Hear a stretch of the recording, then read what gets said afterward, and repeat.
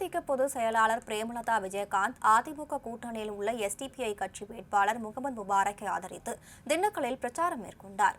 தமிழகம் முழுவதும் வருகின்ற 19ஆம் தேதி பாராளுமன்ற தேர்தல் நடைபெற உள்ளது. இதனையடுத்து தேமுதிக மாநில பொதுச் செயலாளர் பிரேமலதா விஜயகாந்த் அவர்கள் கூட்டணி கட்சி வேட்பாளரை மற்றும் தேமுதிக வேட்பாளர்களை ஆதரித்து தமிழகம் முழுவதும் சுற்றுப்பயணம் மேற்கொண்டு வருகிறார். அதன் ஒரு பகுதியாக திண்டுக்கல்லில் அதிமுக கூட்டணி வேட்பாளர் முகமது முபாரக்கை ஆதரித்து திண்டுக்கல்லில் பிரச்சாரம் மேற்கொண்டார். பிரச்சாரத்தின் போது திண்டுக்கல் பாராளுமன்ற வேட்பாளர் முகமது முபாரக் அவர்களின் தேர்தல் அறிக்கையில் திண்டுக்கல்லில் பூட்டுத் தொழில் பிரதான தொழிலாளர் உள்ளது, அதற்கு தொழிற்சாலை அமைத்து வேலைவாய்ப்பு ஏற்படுத்தப்படும் என சுட்டிக்காட்டினார். இந்த பிரச்சாரத்தின் போது முன்னாள் அமைச்சர்கள் திண்டுக்கல் சீனிவாசன், நத்தம் விஸ்வநாதன் மற்றும் தேமுதிக, அதிமுக, எஸ்டிபிஐ கட்சி நிர்வாகிகள் ஏராளமானோர் உடனிருந்தனர்.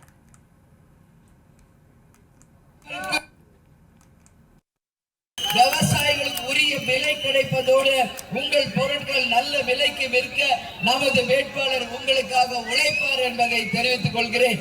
மாவட்டத்தில் உற்பத்தி செய்யப்படும் பல்வேறு வகையான எண்ணற்ற சிறு மற்றும் குறு தொழில் மையங்கள் உற்பத்தி செய்யப்படும் பொருட்களை உலக அளவில் விற்பனை செய்ய தீவிரமான நடவடிக்கை எடுக்கப்படும் என்பதையும் இந்த நேரத்தில் உங்கள் அத்தனை பேருக்கும் நான் உறுதி அளிக்கிறேன்.